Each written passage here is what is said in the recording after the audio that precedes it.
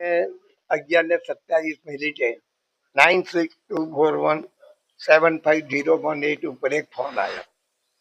પહેલા તો મને પૂછ્યું આપનો નંબર, એટલે મેં કીધું 9825143333. પછી મને પૂછ્યું આપનું નામ, એટલે મેં કીધું યોગેશ નારાયણદાસ પટેલ. પછી એ ગુજરાતીમાં બોલતો હતો. પછી મને કીધું કે હું બોમ્બે પોલીસમાંથી બોલું છું, તમને એક નોટિસ મોકલી છે. એટલે તરત જ મને સતર્ક થયું. મેં કહ્યું આ કોઈ ગઠિયો લાગે છે. એટલે મેં એને કીધું ભાઈ તું જે સ્કૂલમાં ભણ્યો છે ને એ સ્કૂલનો પ્રિન્સિપાલ હતો. એટલે એને ફોન મૂકી દીધો. પછી ફરીથી મેં ફોન પર ટ્રાય કર્યો પણ ફોન કટ આવતો હતો. એટલે મને ખબર પડી કે આ કોઈ સાયબર વાળો ગઠિયો લાગે છે. એટલે મેં પોલીસ કમિશનરને વાત કરી, વિગતવાર વાત કરી.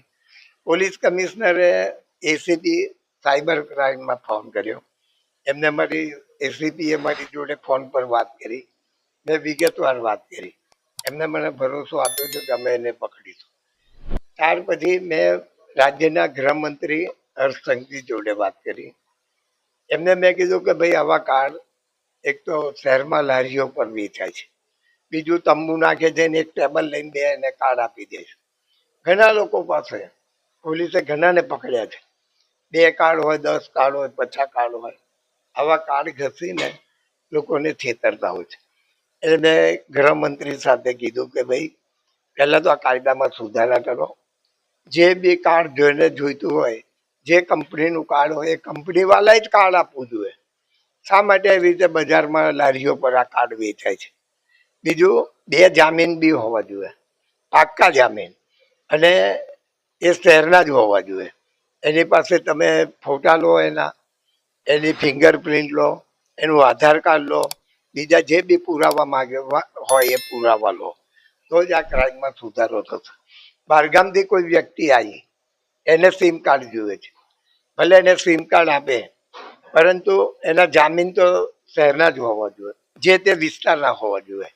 તો મને લાગે છે પણ આ ક્રાઇમ હજુ રોકાય એવું નથી, કારણ કે હવે લોકો કોમ્પ્યુટર ઉપર પણ તમને આવી રીતે ઠગે છે.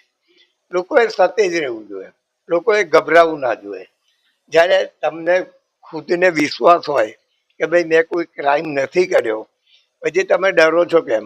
ને ડરીને તમારા પૈસા જતા રહે છે, લોકો ઠગે છે, તમને હેરાન કરે છે. તો તમે આટલું કરશો તો મને લાગે છે કે આ ઘટાડો થશે. કાકા માનું છું જે પ્રકારે તમે સ્માર્ટફોન તો નથી વાપર્યું, સાદો ફોન વાપર્યો, એના કારણે જ આ બચી શક્યો. કારણ કે ના ના, બધાએ છે ને ભલે સ્માર્ટફોન વાપરે, પણ પોતે કોઈ બી આવી રીતે વાત કરે ને એને વિચારવું જોઈએ કે ભાઈ આ માણસ મને છેતરી રહ્યો છે. એને ફોન કટ કરી દેવો જોઈએ, કાં તો એને કહેવું જોઈએ ચાલ મૂકી દે ફોન, તોય બી પેલો ગભરાઈ જશે સામે વાળો.